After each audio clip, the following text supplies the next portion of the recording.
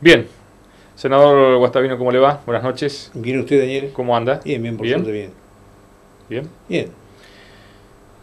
Bueno, hay muchos temas para hablar, digamos, ¿no? ¿Por dónde vamos a ver por dónde? ¿Y usted Eh, conduce? claro.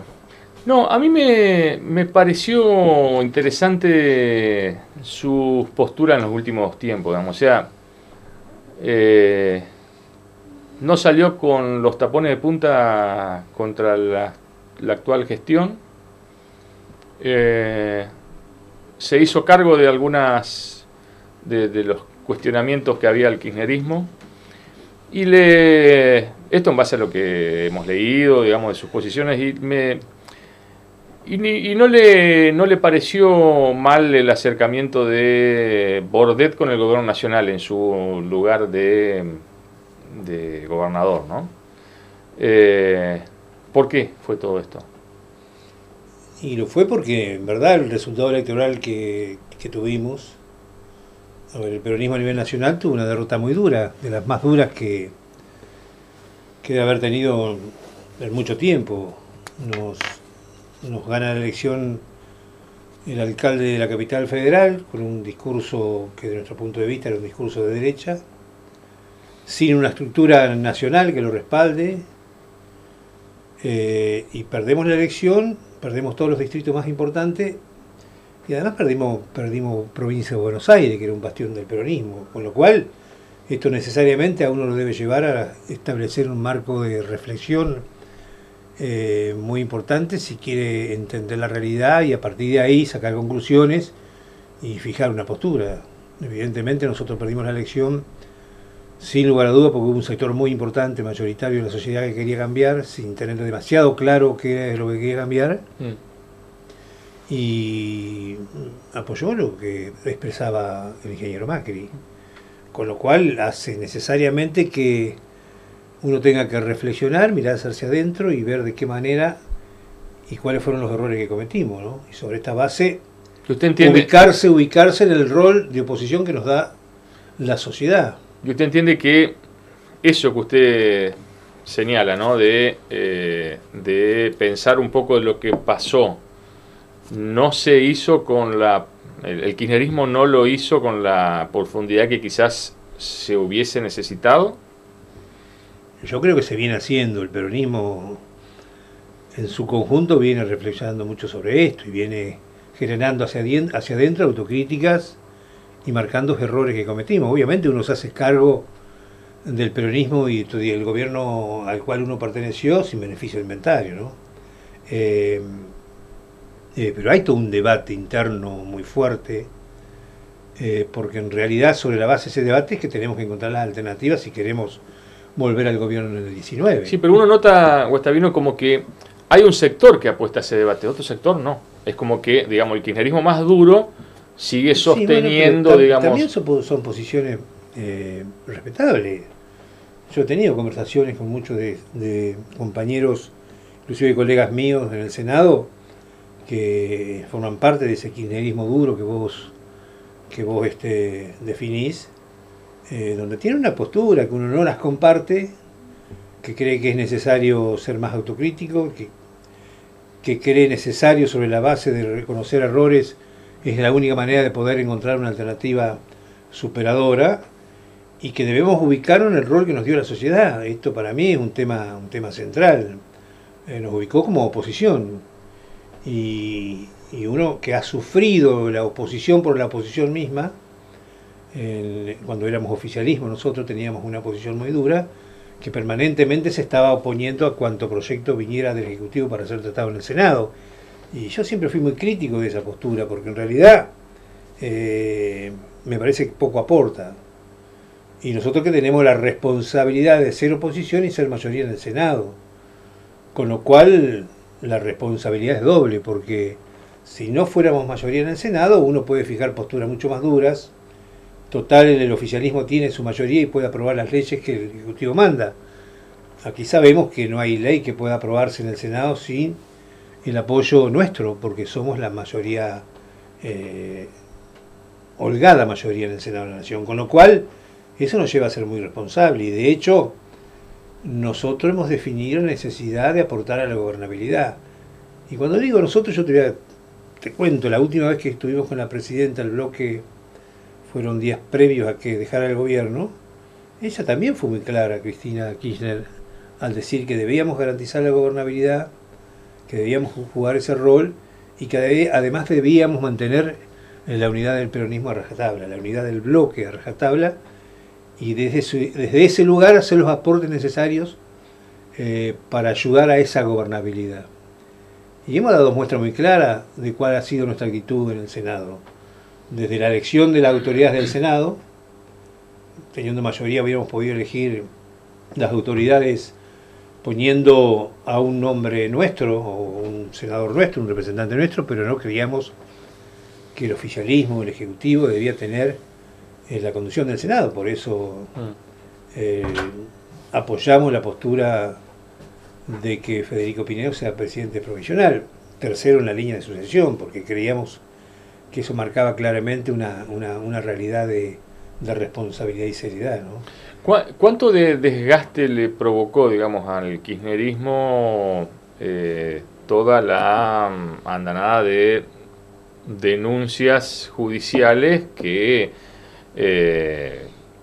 muchas de ellas uno nota de que hay suficientes elementos, porque bueno, a partir de creo que hubo un antes y un después de López, digamos, ¿no? Eso queda claro, digamos, ¿no? Como que eso derrumbó cualquier estrategia, digamos, de negación, digamos, ¿no? Pero ¿cuánto considera usted que tuvo de desgaste en todo este tiempo y tiene, digamos, ¿no? Sí, sin lugar a dudas. Sería de necios no reconocer de que lo de José López y otras cuestiones han golpeado duramente y lamentablemente de alguna forma han ocultado o han llevado a que todos los logros alcanzados en el gobierno anterior hoy estén de alguna forma menospreciados y no tenidos en cuenta, ¿no? No, obviamente está claro de que esos hechos denunciados de corrupción, el hecho de ver lo de José López, el hecho de ver la cantidad de inversiones de Lázaro Báez, el dinero contándose en la Rosadita y otras cuestiones, obviamente, que han afectado enormemente a todo lo que ha significado nuestro espacio político. Eso no se puede dudar. ¿Y cuánto le sirvió al macrismo toda esa situación en este tiempo? Y obviamente que le ha servido. Le ha servido para contrarrestar medidas de tipo económica que ha tomado, que han afectado objetivamente el bolsillo de los trabajadores, que ha afectado claramente en ese sentido. Y además también es cierto, hay toda una cobertura mediática muy importante que está respaldando claramente las iniciativas de gobierno de este gobierno. Esto también es indudable, ¿no? Y con lo cual también hay, además de ese blindaje mediático, también obviamente sobre la base de los hechos objetivos que han ocurrido relacionados con la corrupción, que no se pueden ocultar, hay sobre esos hechos un gran show mediático para tenerlos permanentemente en el tapete, donde claramente se ve, y esto nadie tampoco creo que lo puede discutir, columnistas, periodistas que naturalmente están abocados a esa tarea, ¿no? Si yo le pregunto, digamos, de medidas concretas que usted considera de que fueron buenas o aceptables de esta gestión y medidas más allá de toda la cuestión tarifaria, medidas que donde directamente se equivocó el macrismo, ¿qué me menciona, senador? Lo que pasa, Daniel, que yo creo que hasta el propio gobierno está esperando que esas medidas realmente tengan los logros que ellos mismos se han planteado al tomarla, que todavía también ellos saben que no han llegado. Ellos han anunciado sobre la base de la medida que iban a comenzar, el país iba a comenzar a crecer, de que las inversiones iban a comenzar a venir en forma rápida e inmediata y en grandes cantidades al país, todavía no ha ocurrido, de que la inflación iba a descender rápidamente, con lo cual ahora sí ha descendido, ha sido por el tema de las tarifas, por la suspensión judicial que ha habido con el tema de la tarifa del gas. Hay contradicciones. Por un lado, Prat-Gay dice una cosa y por otro lado, Sturzenegger, que es el presidente del Banco Central, dice que la lucha contra la inflación recién comienza. el mini Davos, esta cantidad de empresarios que fue muy importante, que vinieron al país, tanto nacionales como extranjeros, vinieron a observar y vinieron a hablar bien del gobierno, pero también las inversiones que posiblemente pueda haber en ese sentido son inversiones que van a venir a largo plazo. Y hoy la Argentina está sufriendo desocupación, esto está claro, se han perdido, reconocido por el gobierno, el propio ministro de Trabajo Triaca ha reconocido que se han perdido más de 120.000 puestos de trabajo, de que efectivamente el bolsillo del salario de los trabajadores ha disminuido en un 45%, también reconocido por el propio gobierno, los sindicatos que están pidiendo que se abran las paritarias porque es necesario volver a discutir, los propios empresarios, por más que pongan mucho entusiasmo en el nuevo gobierno, saben y lo dicen por lo bajo de que la situación está difícil. La cuestión tarifaria es una cuestión complicada, compleja también, que han tenido marchas y contramarchas, ha habido desprolijidades, y esta no es la imagen del país que nos pintaba el gobierno. Y digo esto también siendo muy sincero, uno no está para ponerle piedras en el camino, ni está para poner palos en la rueda hasta el gobierno. Yo insisto en esto, y lo decíamos al principio, nosotros estamos colaborando y respaldando inclusive proyectos de ley que manda el Ejecutivo, que sabemos que son herramientas para gobernar, podemos plantear objeciones, producirle modificaciones, pero terminamos respaldando porque entendemos que un gobierno necesita herramientas para poder tomar decisiones y avanzar en su gestión de gobierno. Ahora marcamos también, a fuerza de ser honesto y ser sincero, decimos no ponemos palos en la rueda, aportamos a la gobernabilidad, pero también vamos alertando de que hay problemas, que hay que atender, y que por ahí algunas medidas económicas de gobierno que se toman no son las correctas, que van en el sentido del ajuste. Uno cuando ve que va a volver después de 10 años una misión del Fondo Monetario Internacional, a ver, el país tiene historia sobre esto, tiene experiencias. El Fondo Monetario Internacional viene a auditar sobre la base de que el endeudamiento que tome el país tenga que ver con políticas de ajuste, políticas de achicamiento del Estado, políticas de un Estado menos presencial, y esto nos genera mucha preocupación hacia el futuro. Hoy por hoy, Guastavino, son conscientes de que, digamos, si las elecciones fueran en 15, 20 días, yo creo que el peronismo vuelve a perder. Y porque el peronismo no ha salido todavía de la situación por eso, que generó la derrota. ¿Por dónde pasa esa salida, digamos, ¿no? Usted me puede decir, falta un año, digamos, ¿no? Pero ¿por dónde pasa esa salida? ¿Por un acuerdo con Sergio Massa? Como uno sabe de que hay conversaciones, digamos, ¿no?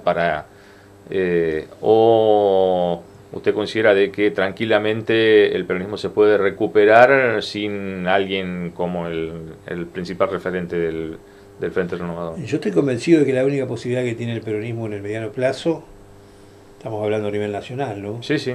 De poder tener una performance electoral buena, es que vaya unido. Y cuando digo que vaya unido, lo incorpora Massa dentro del peronismo. Uh-huh. Y que en definitiva el candidato que surja y que exprese a todo el peronismo debe surgir de una interna que deben disputar quienes tienen pretensiones dentro del peronismo de serlo. Urtubey, Scioli y Massa.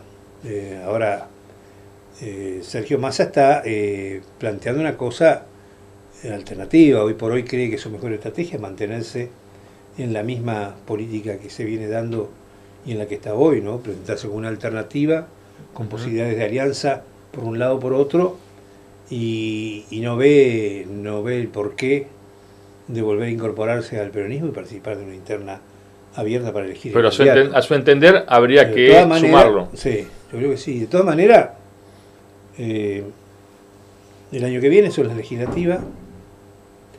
Va a haber naturalmente una elección muy importante que va a ser definitorio, que va a ser la elección de Provincia de Buenos Aires, donde los resultados electorales de esa elección de Provincia de Buenos Aires van a tener mucho que ver con lo que ocurre en el 2019, sin lugar a duda. Hoy me parece que la batalla más importante es lo que pueda ocurrir en las elecciones legislativas del año que viene en la provincia de Buenos Aires.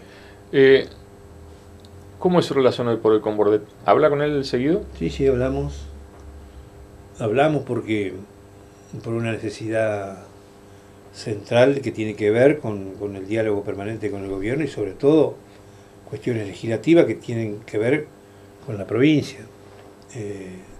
Usted digamos, creo que algo ya ha dicho, pero usted hubiese aplicado la misma estrategia de él, decir, bueno, yo tengo una provincia con problemas financieros, necesito de la nación sí o sí, más allá de que sea de otro color político.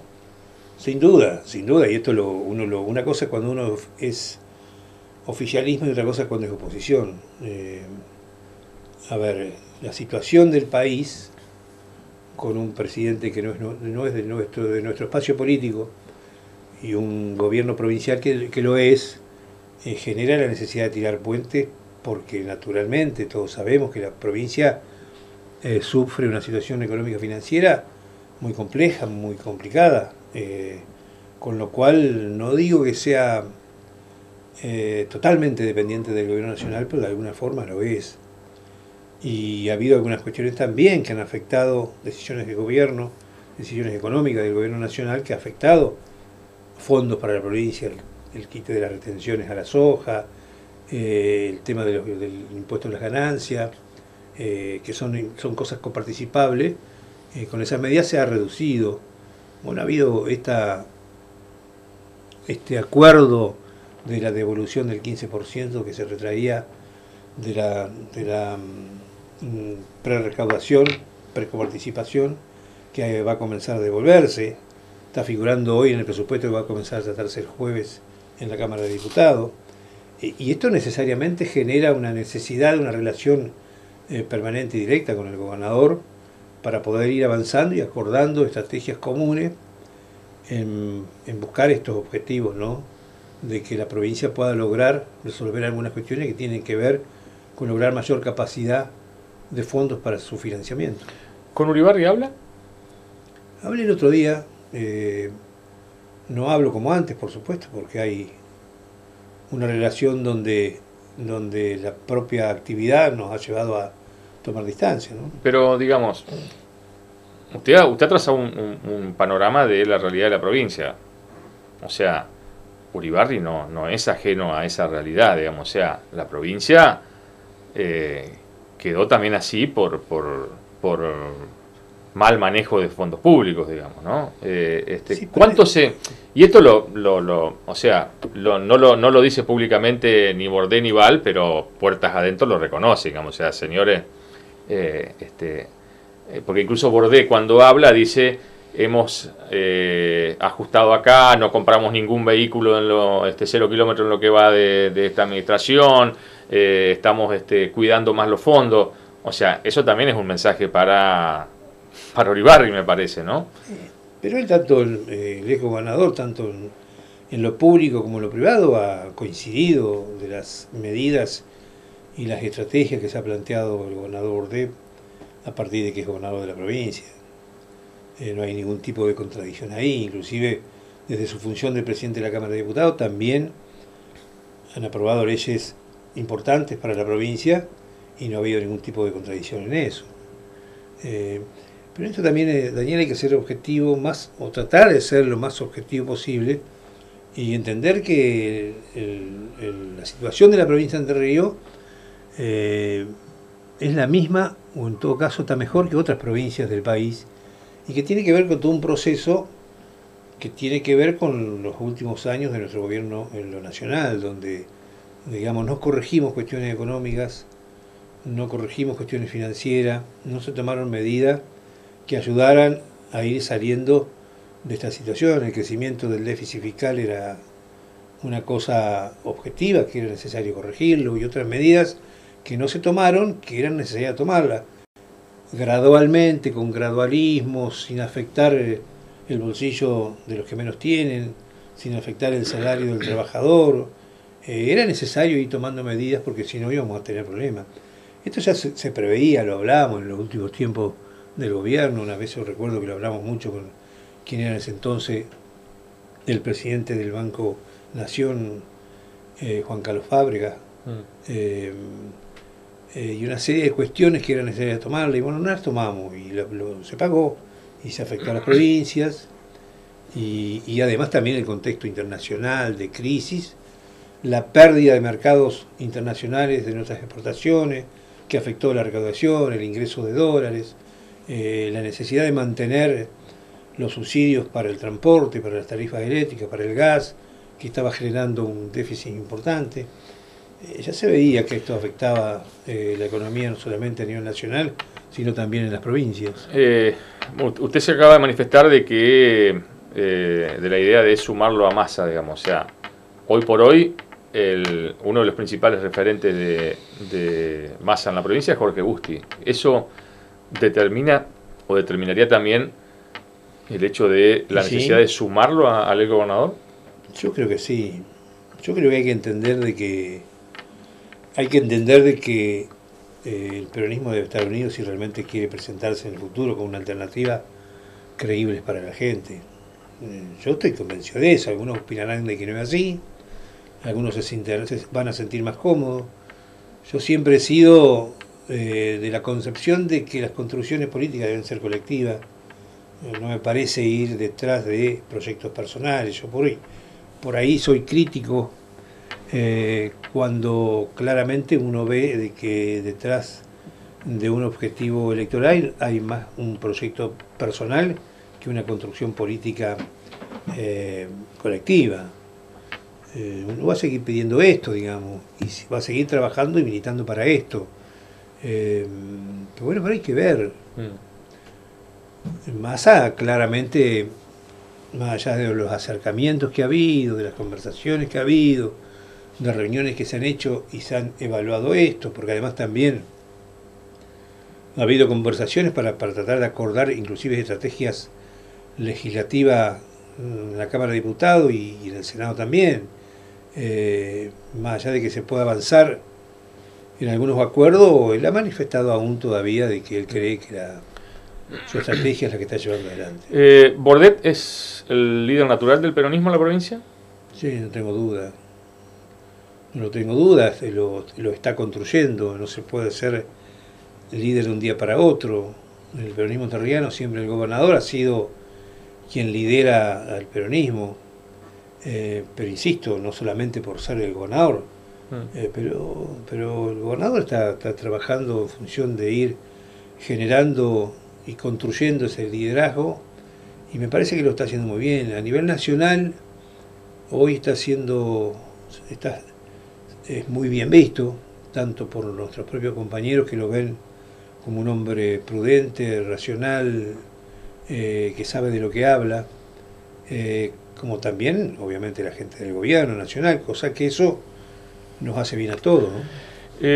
¿Hay margen para que aquellos dirigentes del peronismo entrerriano que aparecen involucrados en causas judiciales puedan ser oferta electoral el año que viene, puedan ser candidatos el año que viene? ¿O a su entender deberían dar un paso al costado y decir, primero solucionen estas cuestiones? Si no son inhabilitados por alguna decisión judicial, tiene más que ver con decisiones propias, ¿no? Insisto, si no hay una decisión judicial que le impida ser candidato, pueden serlo.